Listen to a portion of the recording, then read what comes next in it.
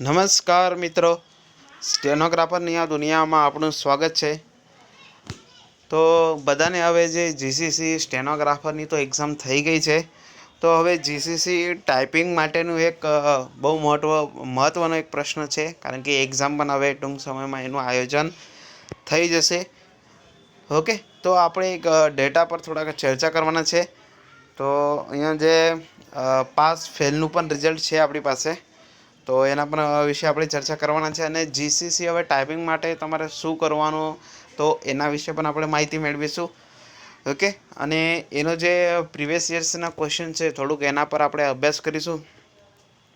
અને તમારે જે આ સ્ટેનોની એક્ઝામ જે અપાઈ ગઈ છે, હવે એને પાસ થવા માટે જે ઓછામાં ઓછા તમારા પાસે કેટલા માર્ક્સ હોવા જોઈએ, અને ટાઈપિંગ માટે પણ તમારે કેટલા માર્ક્સ હોવા જોઈએ, એની પૂરેપૂરી માહિતી આપણે મેળવવાના છે. તો હવે તમારે શું કરવાનું છે, તો આ પ્રથમ તમારે વિડીયો જોઈ લો, પછી તમને ખ્યાલ આવશે. ઓકે, સો આપણે જોઈ લેજો. આની જો ચર્ચા કરવામાં આવે તો સૌપ્રથમ પહેલાં રિઝલ્ટ આપણે પછી એની વાત કરીશું. તો આપણે ટાઈપિંગ માટેની થોડી વાત કરીએ. જોઈ લેજો, આ જે એક્ઝામ છે જીસીસીની, હવે 2022માં યોજાઈ હતી, 2022 પછી 2019માં યોજાઈ હતી, 2019 પછી 2018માં યોજાઈ હતી. તો હવે 18ની આ વાત છે, બરાબર, કારણ કે 19ના ડેટા મળતા નથી. થોડાક અમારા પાસે હતા પણ એ હાલ તો કંઈ મળતા નથી, એટલે અમે 18 રિલેટેડ બધા ક્વેરી અહીંયા સોલ્વ કરેલી છે. તો 2018માં એની સિસ્ટમ કેવી હતી? સેમ હતી ભાઈ, 100 ગુણની એક્ઝામ હતી. તમારે ટાઈપિંગની આપણે વાત કરીએ છીએ, બરાબર. તો 40 શબ્દ, જે 40ની સ્પીડ WPM શબ્દ પ્રતિ મિનિટ ઝડપે. ઓકે, તો જો એની વાત કરવામાં આવે તો અહીંયા જોઈ લેજો, એક પેરાગ્રાફ તમને આપી દેવામાં આવશે. Yes, same condition. અહીંયા તો બધું હાથથી લખેલું છે, પણ તમને લખેલું નહીં આવશે, તમને ડાયરેક્ટલી બધું ટાઈપિંગ કરેલું જ હશે, બરાબર. આમાં બહુ બધું ચેન્જીસ છે, કારણ કે 2018ની આ આપણી પાસે અહીંયા ડેટા છે. ઓકે, અને આના કરતાં બહુ જુદું જ તમને મળશે, પણ તમને હું થોડીક હિન્ટ આપી શકું કે એમાં કેવા કેવા તમને સવાલો પૂછી શકે, તમારે ટાઈપિંગ કેવી રીતે કરવાની છે. જોઈ લેજો, ટાઈપિંગ માટે તો તમે અહીંયા શ્રુતિ ફોન્ટો યુઝ કરી શકો છો, કારણ કે ભાઈ અહીંયા માત્ર સર્ટિફિકેટની એક્ઝામ છે. તો જીસીસીમાં તમે શ્રુતિ ફોન્ટ એને યુઝ કરી શકો છો, એમાં કંઈ વાંધો નહીં આવે. જોઈ લેજો, આવી રીતે તમારા એક પેરાગ્રાફ આવશે. ઓકે, અને 2018માં પણ એવી સિસ્ટમ હતી, હમણાં પણ એ જ છે, પણ અહીંયા જે પેરાગ્રાફ છે એ હાથથી લખેલું છે. અને બીજા જે પેરાગ્રાફ આવે છે, હવે જે નવા આવશે એ બધું ટાઈપિંગ કરીને ડેટા આવતા હોય છે, એ બહુ સરસ હોય. 2018 કરતાં હમણાં જે ચેન્જીસ છે એ બહુ સારા થઈ ગયેલા છે.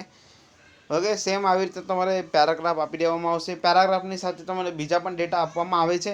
એ ડેટામાં તમારે શું કરવાનું છે, જેવું છે તેવું જ તમારે બધું લખવાનું છે, બરાબર. એમાં કોપી પેસ્ટ તો થઈ જ ન શકે, કારણ કે તમારા હાથમાં છે ને એક ક્વેશ્ચન પેપર આવશે.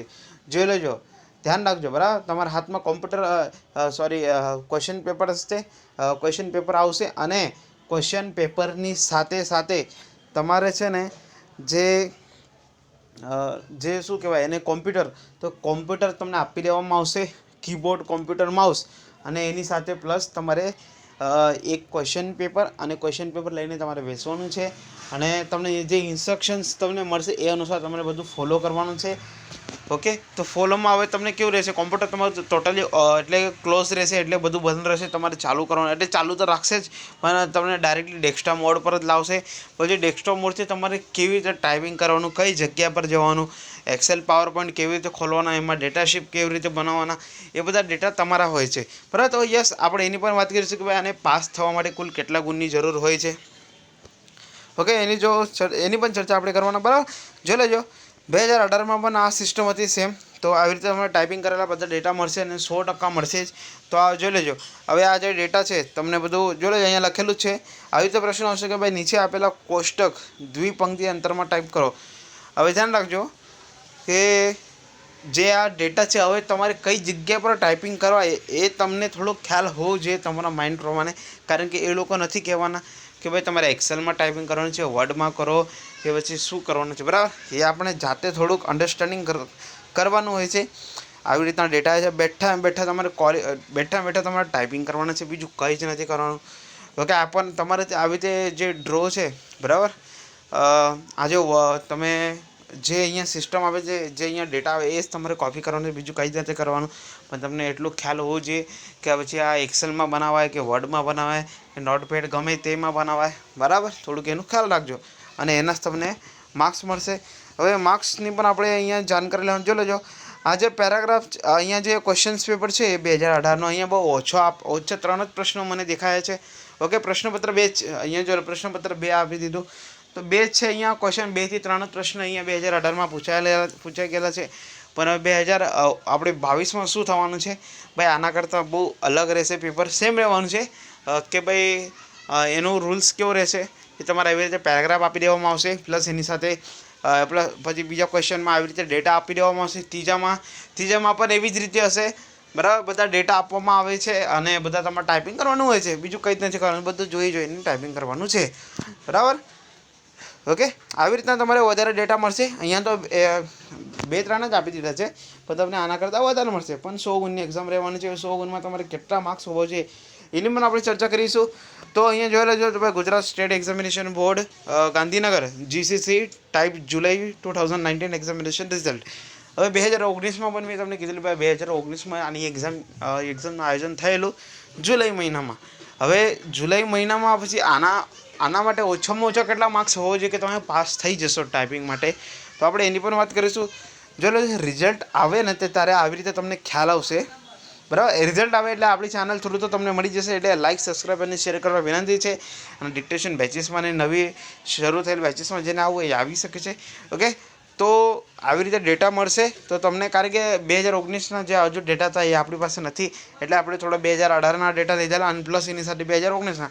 તો આ જે છે 2019ના ડેટા છે, કારણ કે 2022 પછી 19માં જ GCCની એક્ઝામ આવેલી, એના પછી કોઈ એક્ઝામ નહીં આવેલી. ઓકે, તો આવી રીતે તમારું રિઝલ્ટ બને છે. સીટ નંબર એ બધો અહીંયા કન્ફર્મેશન નંબર આવે છે. તમે ડાબી સાઈડ તમે લેફ્ટ સાઈડ તમે જોઈ શકો છો. અહીંયા કન્ફર્મેશન નંબર, સીટ નંબર, તમારું નામ અને તમે કેટલા સ્પીડમાં અહીંયા ફોર્મ ભરેલું, ઓકે, અને એક્ઝામ આપેલી અને તમારા એક્ઝામ ડિસ્ટ્રિક્ટ ને બધું આવે. સેમ કન્ડિશન, સેમ આ જે છે ને આ ડેટા 2019 સેમ આવી રીતે તમારું રિઝલ્ટ બનશે. ઓકે, હવે જો પાસ માટે આ માત્ર ટાઈપિંગની વાત છે. એના પછી આપણે સ્ટેનોની પણ વાત કરવાના છે કે ભાઈ સ્ટેનો GCCમાં સ્ટેનોમાં પાસ થવા માટે કુલ કેટલા ગુણ હોવા જોઈએ, ઓછામાં ઓછા કેટલા પર પાસિંગ થાય. જોઈ લેજો, અહીંયા જે ઉમેદવાર છે પ્રથમ, તો એ ભાઈને છે ને 79 જેટલા અહીંયા 100માંથી આવી ગયેલા છે ભાઈ, તો સારા કહેવાય પાસ. એના નીચે તો જો 95 માર્ક્સ, 95% માર્ક્સ આ ભાઈના આવી ગયેલા છે, તો સરસ વાત કહેવાય ભાઈ. આ તો કોમ્પ્યુટરમાં એક્સપર્ટ જ લાગે છે મને, બરાબર. તો આવી રીતના ડેટા તમારા બને છે. જો પાસવાળા બહુ બધા છે. હવે ફેલવાળાની જો વાત કરવામાં આવે ને તો તમે રાઈટ સાઈડ સૌથી ઉપર જોઈ લેજો. રાઈટ સાઈડમાં જમણી સાઈડમાં સૌથી ઉપર તમે જોજો તો 36 ગુણ આવી ગયેલા છે આ ભાઈને. આ ભાઈ છે કે બેન આપણે જોયું નથી. ઓકે, 36 ગુણ આ કેન્ડિડેટને છે, તો એ વ્યક્તિ છે ને થોડોક ફેલ થઈ ગયો છે. અને એની નીચે 9 વાળો પણ છે, જેને 9 માર્ક્સ એ પણ ફેલ. જસ્ટ એના નીચે જોજો 97 કોને કહેવાય, જોઈ લો ભાઈ. 97 માર્ક્સ સૌથી હાઈએસ્ટ લાગે છે. બસ એના કરતાં પણ વધારે છે ભાઈ. એના નીચે જો તમે જોશો ને 98 વાળો પણ તમને મળશે, બરાબર. એટલે કેન્ડિડેટ છે ને બહુ એક્સપર્ટ થઈ ગયેલા છે, એટલે તમારે એવી રીતે તૈયારી તમારે રાખવાની. ઓકે, અને ઓછામાં ઓછા આપણે કેટલા માર્ક્સ જોઈએ તમને હું હમણાં કહી દઉં ભાઈ. 50 માર્ક્સથી નીચે જો તમે જશો, દાખલા તરીકે તમારા જો 49 પણ આવી ગયા તો પણ તમે ફેલ.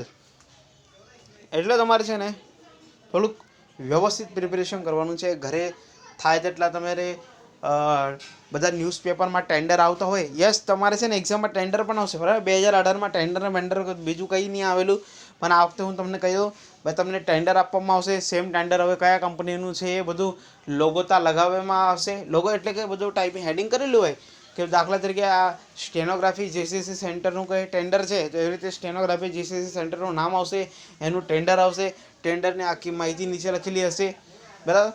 બસ એવી રીતે તમારે ટેન્ડર ટાઈપ કરવાનું છે કોમ્પ્યુટરમાં. બસ એટલે તમને બધું ડેટા આપવામાં આવશે. ટેન્ડર જો તમને જોવું હોય ને તો ગમે તે ન્યૂઝપેપર તમે ખોલશો ને તો એમાં તમને ટેન્ડર મળશે જ. તો તમારે હવે રવિવારે સમથિંગ કંઈ એક્ઝામ છે તો તેની પહેલાં તમારે શું કરવાનું, ન્યૂઝપેપરના પણ ટેન્ડર જેટલા છે એની પ્રેક્ટિસ કરી લો, બરાબર. અને રહ્યું બીજું તો બીજામાં તમે શું કરો, હવે જે કોમર્સવાળા વિદ્યાર્થીઓ હોય ને એમના પાસેથી અકાઉન્ટ સ્ટેટના તમે ચોપડા લઈ લો. એકાઉન્ટના જ લઈ લો, સ્ટેટના રહેવા દો. એકાઉન્ટ વિષયના ચોપડા લઈ લો અને એક દિવસમાં એટલે થોડાક દિવસ માટે તમારે શું કરવાનું, પ્રેક્ટિસ કરો, કારણ કે એકાઉન્ટમાં બધા ડેટા બનાવેલા હોય છે, બરાબર. તો એ ડેટા તમારે એટલે એમાં પણ બોક્સ કાઢીને બધા ડેટા હોય છે, તમારે પછી સેમ ટુ સેમ એની પણ પ્રેક્ટિસ કરો. એવી રીતે તમારે બહુ બધું પ્રેક્ટિસ થઈ જશે. અને થોડુંક ટાઈમિંગમાં ઝડપ રાખો, બરાબર. આવી રીતે તમે બનાવશો એટલે તમને ખ્યાલ આવશે કે મારે કઈ બોક્સ લેવો તો કાંથી બની શકે છે, બરાબર. ડ્રો કેવી રીતે કરાય. જો લેજો પાસિંગ અહીંયા બહુ બધું છે, અહીંયા બહુ બધા પાસ થઈ ગયેલા છે કોમ્પ્યુટર માટે.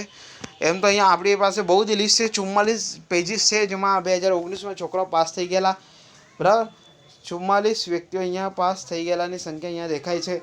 તો જો લેજો બહુ બધી સંખ્યાઓ છે. તમારે ઓછામાં ઓછા 50 જે ગુણ છે, 50 ગુણ તો તમારે 100માંથી લાવવાના છે. 50 ગુણ લાવશો એટલે તમે ક્વોલિફાય. જો તમને 49 પણ આવી ગયા એટલે તમે અટકી જશો, બરાબર. થોડુંક એનું ખ્યાલ રાખજો. જો લેજો આ ભાઈ જોજો રાઈટ સાઈડ તમે જોઈ શકો છો, સૌથી ઉપર આ ભાઈને 51 આવી ગયેલા છે. આ ભાઈ બચી ગયો, બરાબર. 51 એટલે 50 સુધી ચાલે, પણ 50ની નીચે ન ચાલે, બરાબર. જો તમને જોવું હોય તો તમને હું બતાવી દઉં. અહીંયા આપણી પાસે 48% વાળો પણ છે, એટલે 48 માર્ક્સ આવેલા આ ભાઈને.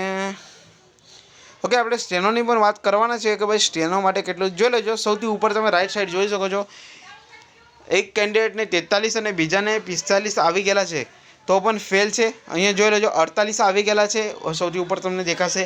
48 વાળા કેન્ડિડેટ પણ ફેલ છે, બરાબર. એટલે તમારે શું કરવાનું છે ભાઈ, મહેનત થોડીક વધારે રાખો અને ઓછામાં ઓછા 50 ગુણ તો તમારે રાખવાના. જોઈ લેજો તમને પ્રૂફ આપી દઉં.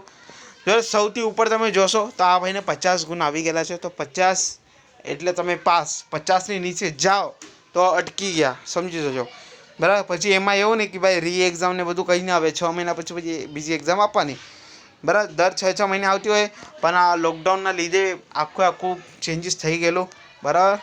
તો બહુ લેટ આ એક્ઝામ આવી 2019 પછી ડાયરેક્ટ અહીંયા, એટલે કે 3 વર્ષ 3.5 વર્ષ તો તમે જોઈ શકો છો આને, બરાબર.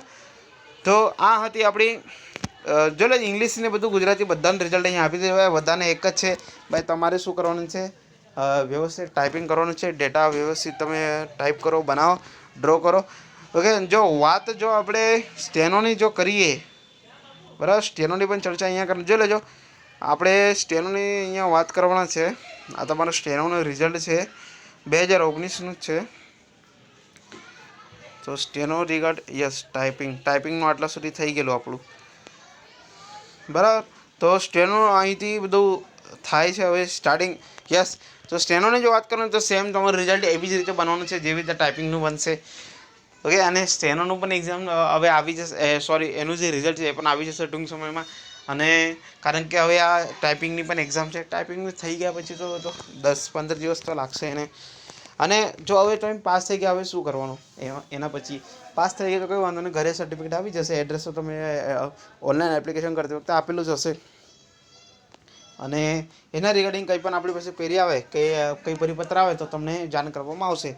હવે ચાલો જો અહીંયા સ્ટાર્ટિંગમાં જ કોણ છે ભાઈ, ગુજરાતી સ્ટેનોગ્રાફર 60ની સ્પીડવાળો એક કેન્ડિડેટ છે, જે 0 માર્ક્સ એ ભાઈને મળી ગયેલો છે.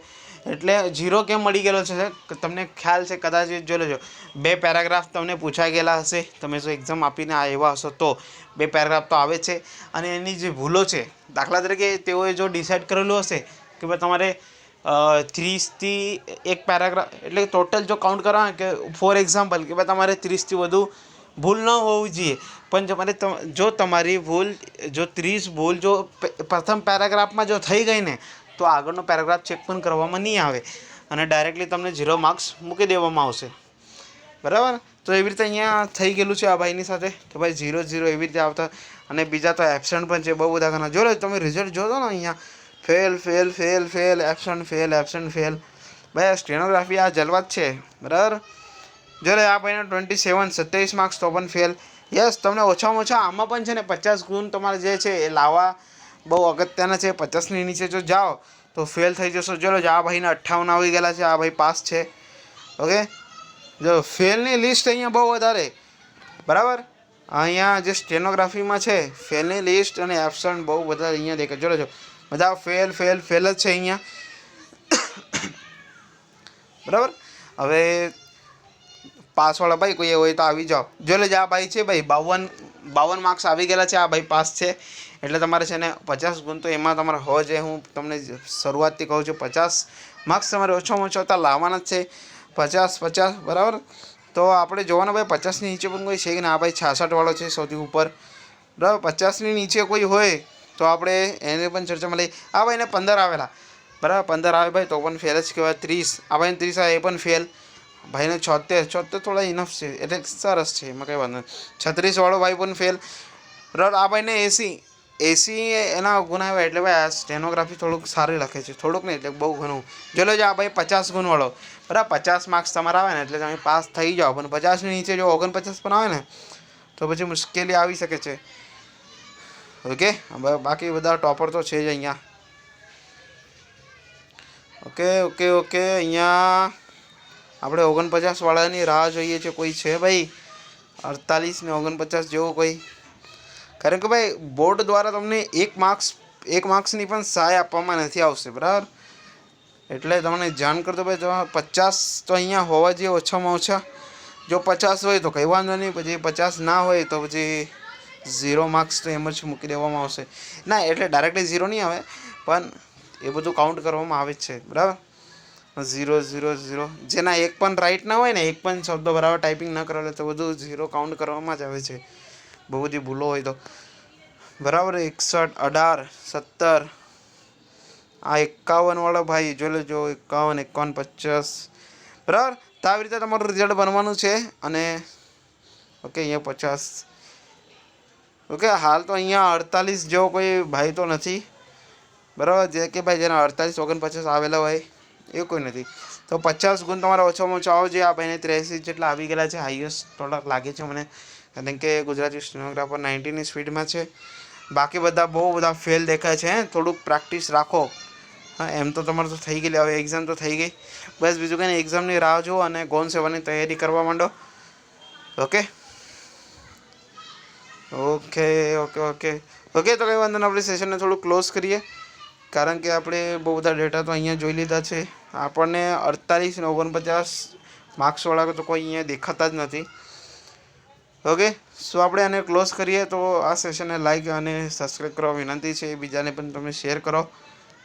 ઓકે આ નવી પેજીસ શરૂ થવા જઈ રહી છે એટલે શરૂ તો થઈ જશે હમણાં થોડાક જ દિવસોમાં બરાબર. એટલે તમારે ત્યાં સુધી શું કરવાનું છે, અમારી પાસે તમારો નંબર નોંધવું બહુ જરૂરી છે. એટલે તમારું રજિસ્ટ્રેશન થઈ જાય એટલે પછી તરત જ તમને એક મેસેજ થ્રુ તમને જાણ કરવામાં આવશે કે આપણી બેચીસ ચાલુ થઈ ગયેલી છે.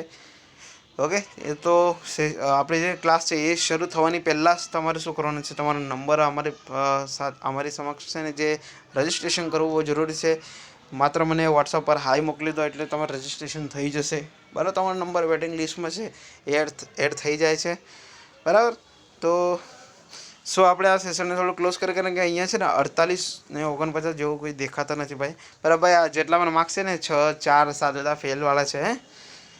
અને પાસ થાવ એટલે તમને બધા સર્ટિફિકેટ જોઈ લેજો. આ એક ભાઈ છે ભાઈ 46 આ ભાઈના ગુણ આવી ગયેલા છે. કેટલા છે? 46 માર્ક્સ આ ભાઈના આવ્યો તો પણ ફેલ બરાબર. મેં તમને પહેલાં જ કર્યું ભાઈ 50 તો ઓછામાં ઓછા તમારા હોવા જ જોઈએ. ઓકે સો કંઈ વાંધો નહીં આવે છે તો બહુ બધા ઘણા જો ફેલ તો વધારે દેખાય છે પાસ કરતા તો આમાં 2019માં બરાબર. 2019માં ફેલ વધારે મને લાગે છે 2022માં પાસ વધારે આવવાના. ઓકે સો કંઈ વાંધો નહીં. આપણે સેશનને થોડું ક્લોઝ કરીએ. સો thanks for watching this video. Okay bye.